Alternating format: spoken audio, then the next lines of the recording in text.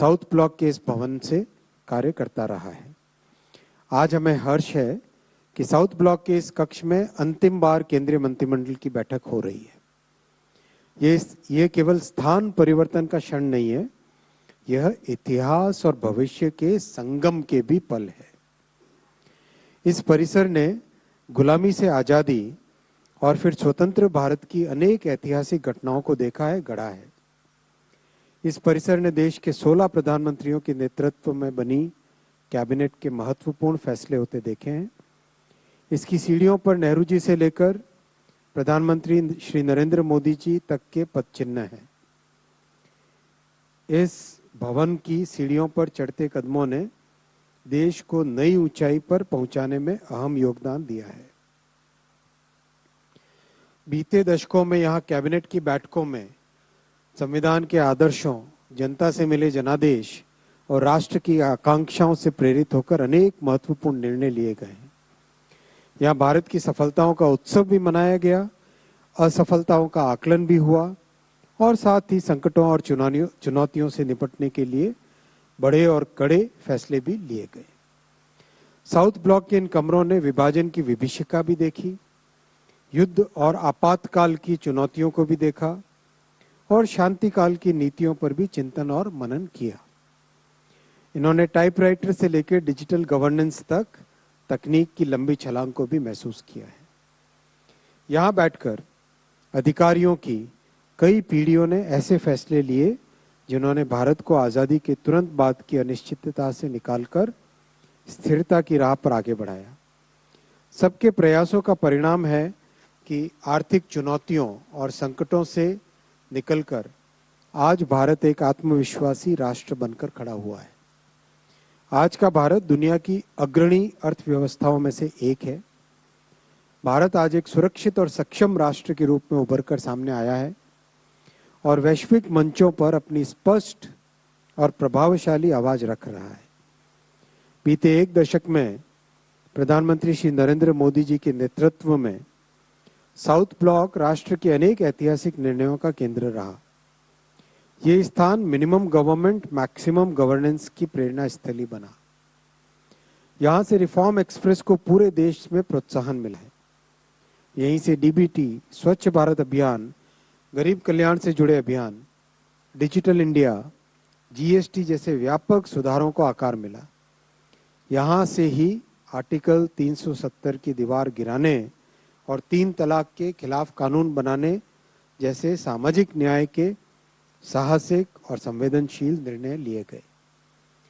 यहीं लिए गए सर्जिकल स्ट्राइक, एयर स्ट्राइक और ऑपरेशन सिंदूर के निर्णयों के माध्यम से भारत ने अपनी दृढ़ और आत्मविश्वासी सुरक्षा नीति का स्पष्ट संदेश विश्व को दिया। आज देश विकसित भविष्य के संकल्प के साथ आगे बढ़ रहा है। इसके लिए एक आधुनिक तकनीकी और पर्यावरण के प्रति अनुकूल कार्यालय की आवश्यकता थी। एक ऐसा कार्यक्षेत्र जो यहाँ काम करने वाले हर कर्मयोगी की उत्पादकता को बढ़ाए, सेवा भाव के उसके संकल्प को प्रोत्साहित करे।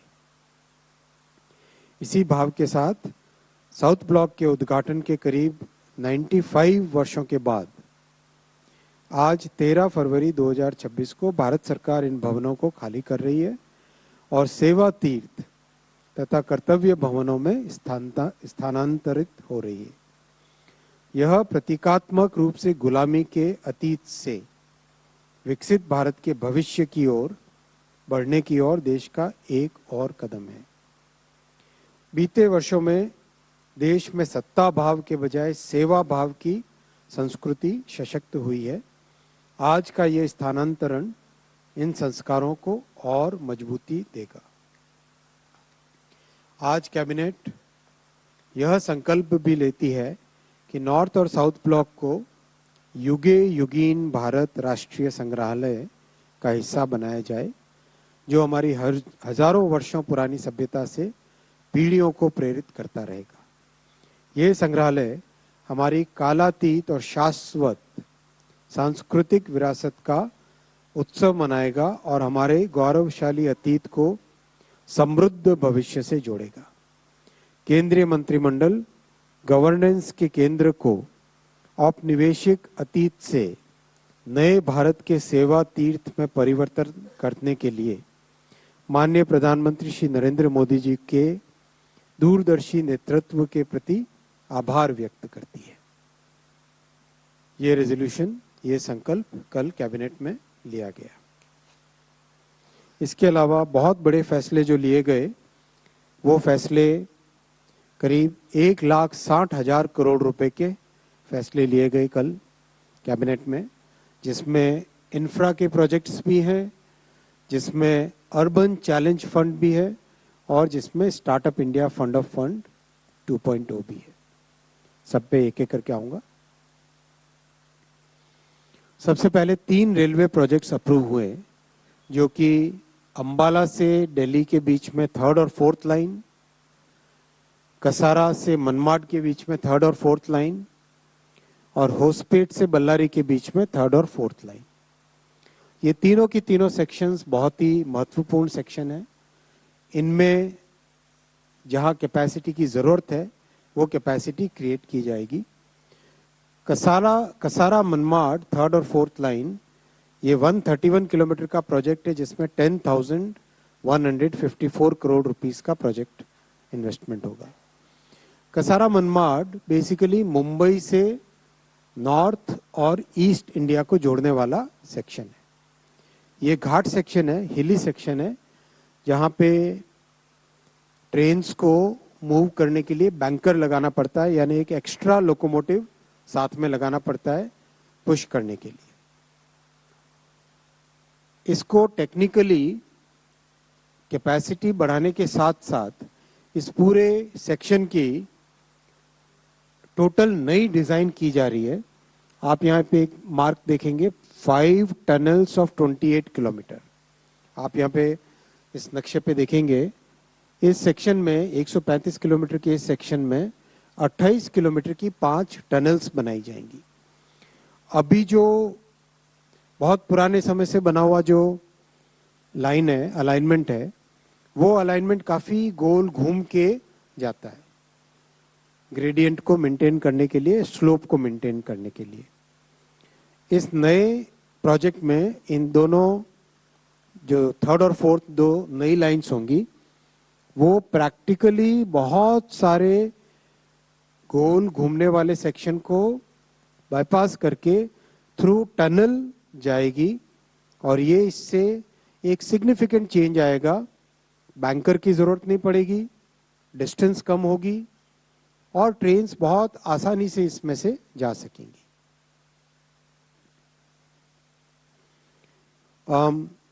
मुंबई से हावड़ा के पूरे सेक्शन को, पूरी लाइन को 3rd और 4th लाइन करके 4 लाइनिंग करने का प्रयास है, उसी का ये हिस्सा है। 10,154 करोड़ रुपीस का प्रोजेक्ट इसमें कॉस्ट लगेगी। बहुत कॉम्प्लेक्स प्रोजेक्ट है, चैलेंजिंग प्रोजेक्ट है। टनल्स के डिजाइन, टनल्स का कंस्ट्रक्शन, वो सब इस प्रोजेक्ट का हिस्सा है। और ये सारे डिटेल्स है आपके सामने। 3 बड़े ब्रिजेस हैं इसमें और 16 मेजर ब्रिजेस हैं, 218 माइनर ब्रिजेस हैं। लॉन्गेस्ट टनल इसमें 24 किलोमीटर की रहेगी, 5 टनल्स रहेंगी। लॉन्गेस्ट टनल 24 किलोमीटर की लॉन्गेस्ट टनल इसमें रहेगी। बहुत बड़ी टनल है ये। इस पे करीब 4 साल पहले काम, 3.5 साल 4 साल पहले इसकी डिज़ाइन चालू हुई थी, और इससे आज इस लेवल पे आया कि कल कैबिनेट ने इसको अप्रूव किया। तो इसका डिज़ाइन का काफ़ी प्री वर्क काफ़ी किया जा चुका है। बहुत बेनिफिट्स होंगे। 46 मिलियन टन एक्स्ट्रा कार्गो इससे ले जाया जा सकेगा। बहुत सारी पैसेंजर ट्रेन्स इससे चलाई जा सकेगी। जो लॉन्ग डिस्टेंस ट्रेन्स में अभी एक सीरियस चैलेंज आता है इस सेक्शन में, हिल वाले सेक्शन में, वो चैलेंज इसका दूर होगा। और लॉजिस्टिक्स सेविंग देश की करीब करीब 1,200 करोड़ रुपए हर साल लॉजिस्टिक्स की कॉस्ट सेव होगी। 54 करोड़ किलोग्राम्स CO2 सेव होगा, which is equivalent to planting 2.2 crore trees. 89 lakh human days इस प्रोजेक्ट से जनरेट होंगे। और जो बहुत हमारे पवित्र स्थान है, त्र्यंबकेश्वर जी से जुड़ेगा, माँ घाटन देवी माता मंदिर से भी जुड़ेगा और कई इंपॉर्टेंट पॉइंट्स हैं जो इस प्रोजेक्ट से कनेक्टिविटी इंप्रूव होगी। सेकेंड प्रोजेक्ट है दिल्ली से Ambala third and fourth line. ये 194 किलोमीटर का प्रोजेक्ट है। 5,983 करोड़ रुपीस का इसमें इन्वेस्टमेंट आएगा। आप सब जानते हैं दिल्ली से towards movement towards Punjab, Haryana और towards Jammu and Kashmir and Himachal, इसमें ये रेलवे का सेक्शन बहुत ही इंपॉर्टेंट सेक्शन है और इसकी कैपेसिटी करीब करीब अभी 160% के आसपास इसका कैपेसिटी यूटिलाइजेशन है। सो इसका कैपेसिटी ऑगमेंटेशन, कैपेसिटी बढ़ाना बहुत ज़रूरी है। तो इस प्रोजेक्ट का स्टडी, सर्वे, कंप्लीट डीपीआर बनाने का काम 2 साल पहले से चालू हुआ था, कंप्लीट हुआ ये काम और अब इस प्रोजेक्ट को कंस्ट्रक्शन फेज में लेके जाएंगे। ये बहुत हाईली इम्पॉर्टेंट है इकोनॉमिक पॉइंट ऑफ व्यू से भी और स्ट्रैटेजिक पॉइंट ऑफ व्यू से भी। अगर हम मूवमेंट देखें ट्रूप्स का, फोर्सेस का, तो भी नॉर्थ की तरफ जाने के लिए दिल्ली की तरफ से सोनीपत, पानीपत, कुरुक्षेत्र, करनाल होते हुए ये लाइन एक ऐसी लाइन है जो टूरिज्म के पॉइंट ऑफ व्यू से, इकोनॉमी के पॉइंट ऑफ व्यू से, स्ट्रैटेजिक मूवमेंट के पॉइंट ऑफ व्यू से बहुत ही इंपॉर्टेंट लाइन है। तो थर्ड फोर्थ लाइन बनने से इसकी कैपेसिटी बहुत बढ़ेगी और चैलेंजिंग नहीं है ये टास्क, काफ़ी स्ट्रेट फॉरवर्ड है क्योंकि मोर और लेस प्लेन एरिया है सारा का सारा। तो इसमें 3.5 से 4 साल के अंदर अंदर इसको कंप्लीट करेंगे।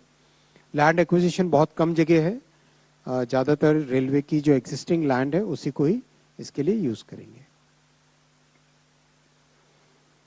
एक बड़ा ब्रिज है, बाकी 28 मेजर ब्रिजेस और 178 माइनर ब्रिजेस है। कुछ पुराने, बहुत जो पुराने समय के ब्रिजेस हैं उनका रिहैबिलिटेशन और रिकंस्ट्रक्शन भी इस प्रोजेक्ट के माध्यम से होगा। ओवरऑल ये प्रोजेक्ट भी करीब 24 million ton extra cargo carry कराएगा और बहुत सारी जो वंदे भारत ट्रेन हो, चाहे नॉर्मल ट्रेन हो, पैसेंजर ट्रेन हो, वो ट्रेन यहाँ से बहुत मूवमेंट इसका बढ़ेगा। ओवरऑल चंडीगढ़ और दिल्ली के बीच में एक तरीके से बहुत डिस्टेंस कम होगी, टाइम कम होगी और स्पीड बढ़ेगी काम में, इसमें मूवमेंट में। 952 crore rupees logistics cost save होगी और 132 लाख ह्यूमन डेज इससे जनरेट होंगे। 43 crore carbon dioxide, 43 crore kilograms carbon dioxide save होगी इस प्रोजेक्ट से। तीसरा प्रोजेक्ट है बेल्लारी हॉस्पेट। ये बहुत बड़ा इंडस्ट्रियल एरिया है। ये 65 किलोमीटर का स्ट्रेच है जो कि 2372 करोड़ रुपीस के इन्वेस्टमेंट से थर्ड और फोर्थ लाइन बनेगी। Bellary Hospet practically steel hub है एक। यहाँ पर iron ore mining, steel manufacturing और पावर प्लांट्स बहुत सारे हैं और उसके डाउनस्ट्रीम इंडस्ट्रीज भी हैं। तो यहाँ भी कैपेसिटी करीब 200% के आसपास ऑलरेडी रीच कर चुकी है। तो इसको थर्ड और फोर्थ लाइन बनाने से ये एक बड़ा सेक्शन जो कि नॉर्थ कर्नाटका को चेन्नई, मुंबई से जोड़ता है और ओवरऑल ईस्ट से वेस्ट की कनेक्टिविटी इस प्रोजेक्ट से बनती है। ये प्रोजेक्ट भी काफ़ी स्ट्रेट फॉरवर्ड प्रोजेक्ट है, 4 साल के अंदर अंदर कंप्लीट करेंगे इसको और लैंड एक्विजिशन बहुत कम रिक्वायर्ड है और इससे भी पैसेंजर और फ्रेट की बहुत सारी गाड़ियां इससे चला पाएंगे। कोई बहुत बड़ा ब्रिज नहीं है, 34 मेजर ब्रिजेस है, 220 माइनर ब्रिजेस है जो कि जल्दी से काम इसको आगे बढ़ा देंगे। इससे बहुत कार्बन डाइऑक्साइड बहुत बचेगा बिकॉज जो कार्गो का मूवमेंट है वो रेल की तरफ शिफ्ट होगा इस कैपेसिटी को बढ़ाने से। About 14 crore kilograms carbon dioxide बचेंगे इस प्रोजेक्ट से। ये प्रोजेक्ट बहुत इंपॉर्टेंट है, ट्विन ट्यूब है जो रोड रेल टनल बनेगी असम के गोहपुर से नुमालीगढ़ के बीच में। ये 34 किलोमीटर्स का प्रोजेक्ट है जो 18,662 करोड़ रुपीस का इन्वेस्टमेंट इस प्रोजेक्ट में होगा। इस प्रोजेक्ट को आप एक छोटे से एनिमेशन से देखेंगे। हाईवे और रेलवे दोनों मिलके ब्रह्मपुत्र रिवर के नीचे ट्विन टनल बना के उसके थ्रू हाईवे और रेलवे दोनों की कनेक्टिविटी यहाँ से होती है। NH15 हाईवे और रंगिया मुकोंगसेलेक रेलवे सेक्शन इस से गोहपुर, इससे दोनों से कनेक्टिविटी इसकी होती है। अगर आप वापस इसे देखें तो NH15 और दोनों ट्रेन और हाईवे दोनों अंडर रिवर टनल है। अंडर रिवर टनल सबसे पहली बनी थी कोलकाता में हुगली रिवर के अंडर, और अभी अंडर सी टनल बन रही है बिटवीन ठाणे एंड BKC, जो अपना मुंबई से अहमदाबाद का जो हाई स्पीड ट्रेन है उसके प्रोजेक्ट में। और अब ये अंडर रिवर टनल बनेगी ब्रह्मपुत्र में। इसकी स्ट्रैटेजिक इंपॉर्टेंस भी बहुत है। ये प्रोजेक्ट स्ट्रैटेजिक रेजिलियंस देता है और बहुत कम डिस्टेंस हो जाएगा। 350 किलोमीटर की डिस्टेंस, 250 किलोमीटर की डिस्टेंस 34 किलोमीटर रह जाएगी। ये इसका लेआउट है कंप्लीट। ऊपर वाला रेड कलर का लाइन है रेलवे की लाइन का, और नीचे ब्लू कलर का लाइन है ये हाईवे की लाइन का, नेशनल हाईवे की लाइन का। और दोनों के कॉमन टनल, माननीय प्रधानमंत्री जी हमेशा गति शक्ति के माध्यम से कोऑर्डिनेशन और सिनर्जी लाने की प्रेरणा देते हैं। वो इसी प्रेरणा के थ्रू बना है। और जैसे टनल कंप्लीट होती है तो रेलवे लाइन अपना अलाइनमेंट लेगी आगे और हाईवे अपना अलाइनमेंट लेगा। इसका अंदर का सेक्शन इस तरह से होगा, एक तरफ हाईवे है और एक तरफ रेलवे की लाइन है। ये गोहपुर की साइड से अगर देखो तो ये आधा वाला सेक्शन हाईवे का रहेगा और आधा सेक्शन इधर रेलवे का रहेगा। और ये ट्विन टनल के हिसाब से बनी है तो दोनों एक तरीके से इमरजेंसी का भी काम मिलेगी, और दोनों के बीच में बहुत सारे पैसेजेस हैं जो कि कनेक्टिंग पैसेजेस बनेंगे। ये जहाँ पे मर्ज हो रहे हैं वहाँ का दिखाया जा रहा है, और ये आपस में कनेक्टिंग सेक्शन दिखाया जा रहा है, जिससे कि एक तरीके से कभी कोई इमरजेंसी हो, किसी दोनों में से किसी में भी कोई इमरजेंसी हो तो एक अलाइनमेंट दूसरे अलाइनमेंट को यूज कर सकता है। ये वाला जो कनेक्शन देख रहे हैं आप बीच में, इमरजेंसी पैसेज है। बीच में दोनों टनल्स के बीच में जो कनेक्शन देख रहे हैं वो इमरजेंसी पैसेज है।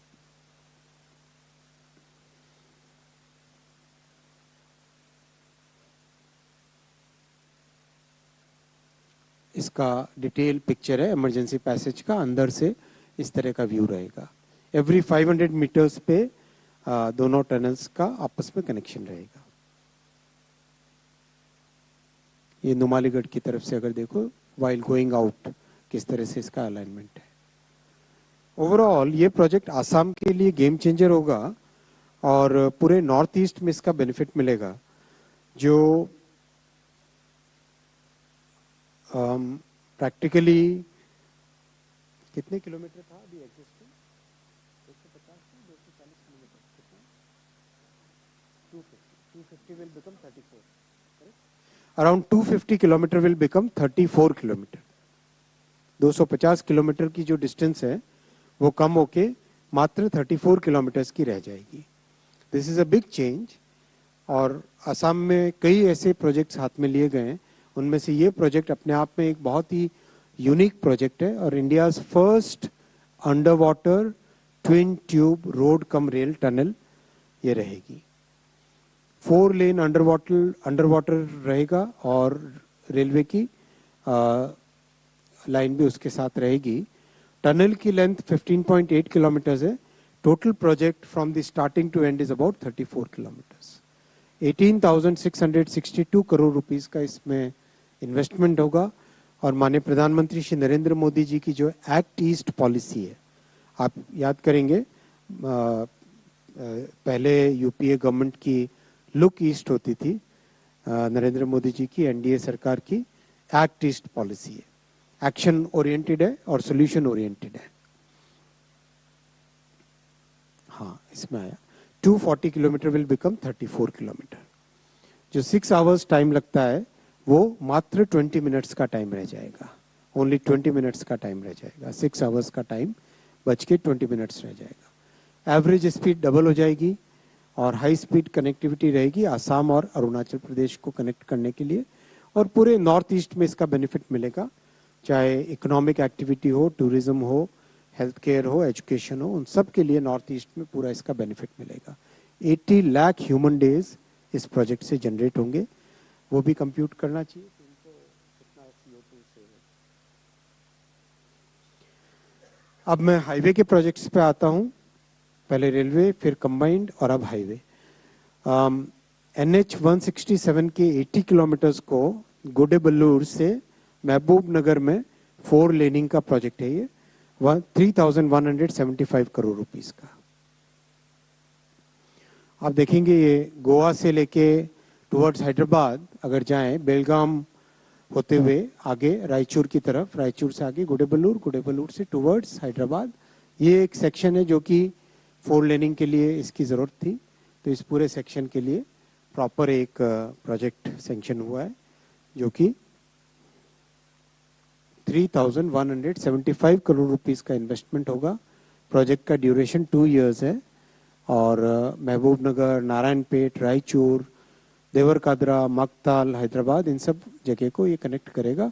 हैदराबाद पणजी कॉरिडोर का हिस्सा है।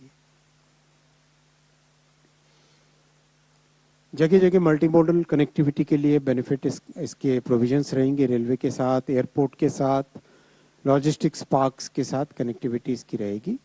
और ट्रैवल टाइम 50% बचाएगा, 3 आवर्स की जगह 1 आवर्स रह जाएगा, केवल 1.5 आवर्स रह जाएगा।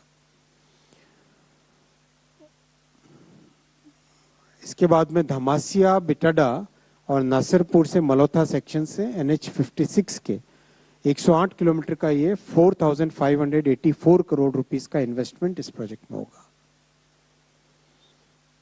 ये आप देखेंगे, ये वाला सेक्शन है, यहाँ से जो एक एक्शन इधर जा, एक ये लाइन है जो कि मुंबई से सूरत, भरूच, बड़ौदा की तरफ जाती है। दूसरी ये वाली लाइन जो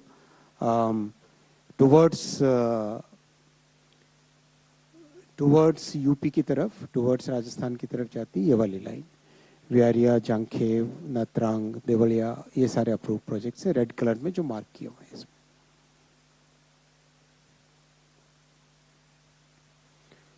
नर्मदा, तापी और सूरत कई इसमें जनजाति क्षेत्र हैं, उनको कनेक्टिविटी रहेगी। और ये धमसिया, बिटड़ा, मूवी और नसरपुर, मलोठा सेक्शन में ये और भी बहुत इम्पोर्टेंट है, ये एकता नगर में स्टैच्यू ऑफ यूनिटी को भी जोड़ेगा। एकता नगर की कनेक्टिविटी भी इससे रहेगी, स्टैच्यू ऑफ यूनिटी को जोड़ेगा। और नर्मदा जो कि एक एस्पिरेशनल डिस्ट्रिक्ट है उसको भी जोड़ेगा ये।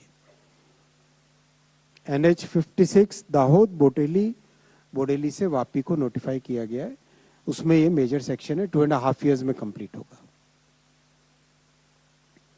ट्रैवल टाइम बचेगा, इकोनॉमिक एक्टिविटी बढ़ेगी और स्टैच्यू ऑफ यूनिटी जाने के लिए जितनी डिमांड होती है एकता नगर जाने के लिए, उसका भी इसमें बेनिफिट रहेगा। ये घोटी, त्रिम्बक, पालघर सेक्शन है मध्य प्रदेश, महाराष्ट्र में 154 किलोमीटर्स का है। इसमें 3,320 करोड़ रुपीस का इन्वेस्टमेंट आएगा। आप ये पालघर के पास में आप जानते हैं वाड़वन पोर्ट बन रहा है, यहाँ पे वाड़वन पोर्ट यहाँ पे बन रहा है। तो ये नासिक है, इधर नासिक से कनेक्टिविटी इसकी प्रोजेक्ट की। इस प्रोजेक्ट में ओवरऑल ये भी दिखाया हुआ, साथ में समृद्धि महामार्ग भी दिखाया हुआ है। तो ओवरऑल पालघर की कनेक्टिविटी पूरी तरह से समृद्धि महामार्ग और बाकी जितने भी हाईवे के नेटवर्क है उससे तो टोटली पूरी कनेक्ट हो जाएगा।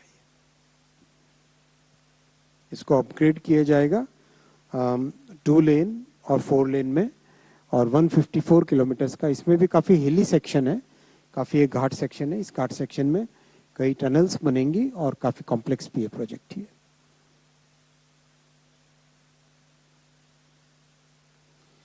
अब आता हूँ मैं अर्बन सेक्टर के। नोएडा मेट्रो अक्वा लाइन को एक्सटेंशन किया जाएगा 2254 करोड़ रुपीस के इन्वेस्टमेंट से। ये सेक्शन है बोटेनिकल गार्डन जो कि राजीव चौक की तरफ जाता है वो स्टेशन, और इधर नोएडा सेक्टर 142, फिर 143, 144, ये वाली जो लाइन है इसके बीच में ये लिंक है जो आपको डॉटेड डैशेस में दिखाई दे रहा है, डैशेस में दिखाई दे रहा है इस रेक्टेंगल के अंदर, वो सेक्शन है जो कि लिया जाएगा।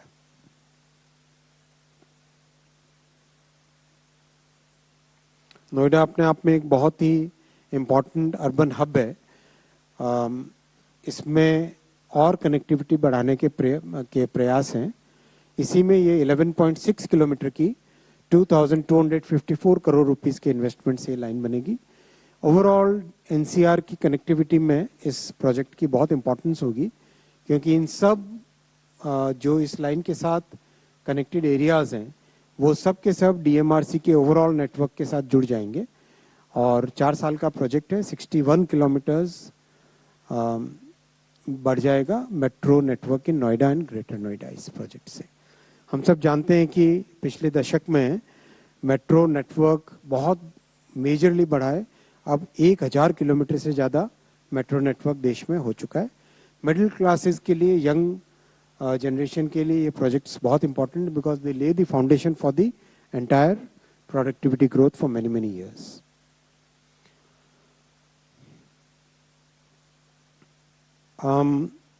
देश में अर्बनाइजेशन बहुत तेजी से हो रहा है और अर्बन चैलेंजेस हम डे टू डे देख रहे हैं। इसमें बहुत ज़रूरी है कि एक इनोवेटिव तरीके से अर्बन प्रॉब्लम्स को सॉल्व किया जाए और एक विस्तृत लेवल पे हो। बहुत वाइड चैलेंजेस देश भर में, शहरों में जो चैलेंजेस हैं उनको सॉल्व करना ज़रूरी है। उनको सॉल्व करने के लिए कल माननीय प्रधानमंत्री श्री नरेंद्र मोदी जी ने कैबिनेट में अर्बन चैलेंज फंड को स्वीकृति दी है। ये 1 लाख करोड़ रुपीस का प्रोजेक्ट है। इसमें बहुत इनोवेटिव एक मेथड लगाया जाएगा। इस 1 लाख करोड़ के सरकार के इन्वेस्टमेंट से टोटल 4 लाख करोड़ रुपए का इन्वेस्टमेंट आएगा अर्बन एरियाज के लिए। With the investment of 1 lakh crore from the government of India, more than 4 lakh crore rupees investment will come from the entire urban area. All cities with 10 lakh plus population, all capitals, major industrial cities with 1 lakh plus population, and cities in northeast and hilly states, उन सब को लेके और बहुत सारी tier 2 और tier 3 cities को लेके इस प्रोजेक्ट को किया जाएगा। प्रोजेक्ट के लिए चैलेंज मोड में गवर्नमेंट्स, स्टेट गवर्नमेंट्स और अर्बन लोकल गवर्नमेंट्स, वो प्रोजेक्ट्स यहाँ पे अर्बन चैलेंज फंड का जो मैकेनिज्म होगा, गवर्नेंस मैकेनिज्म, वहाँ पे आएगा और उसमें अप्रूवल्स होके प्रोजेक्ट्स को आगे लिया जाएगा। कंप्लीट पेपरलेस मॉनिटरिंग होगी, माइलस्टोन बेस्ड फंड रिलीज होगा, सब जगह third party verification, independent checks, citizens को इन्वॉल्व करना, कंसल्टेटिव प्रोसेस से प्रोजेक्ट बनाना, इस तरह से होगा कि ये हमारे अर्बन लैंडस्केप को मेजर ट्रांसफॉर्मेशन की तरफ ये प्रोजेक्ट लेके जाएगा। बहुत इंटरेस्ट है फाइनेंशियल सर्विसेज की तरफ से म्युनिसिपल फिनेंस के लिए, और दुनिया भर में ये वेल स्टैब्लिश्ड मॉडल भी है जिसमें म्युनिसिपल गवर्नमेंट्स का, लोकल बॉडी गवर्नमेंट्स का फंडिंग का एक मैकेनिज्म क्रिएट होता है। और इसको जहाँ पे रिस्क है, विशेषकर नॉर्थ ईस्ट और हिली स्टेट्स में, उसके लिए एक क्रेडिट रीपेमेंट गारंटी का भी मैकेनिज्म इस प्रोजेक्ट में बनाया गया है।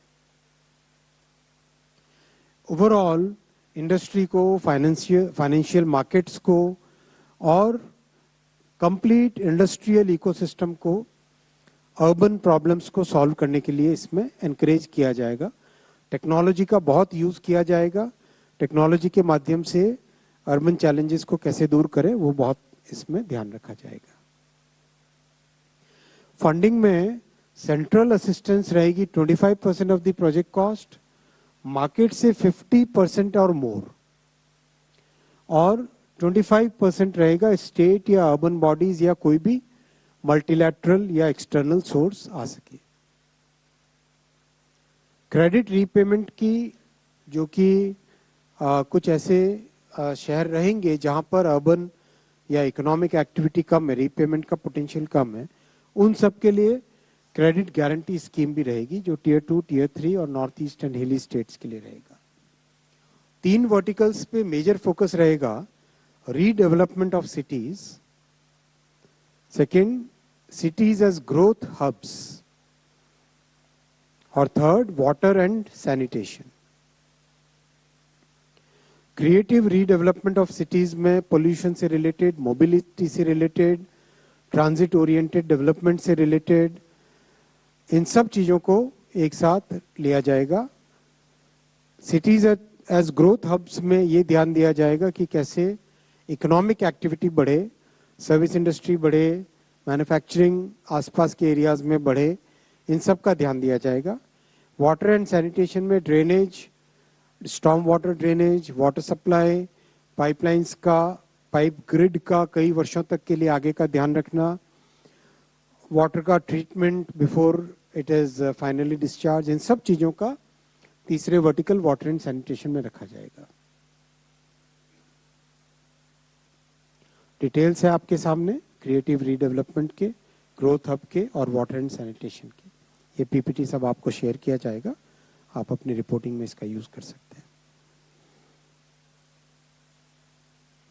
लास्ट आज का है जो startup India fund of funds.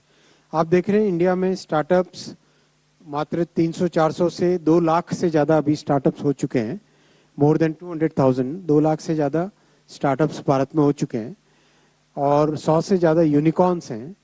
अब आप देखेंगे कि बहुत सारा फोकस डीप टेक स्टार्टअप्स की तरफ जा रहा है।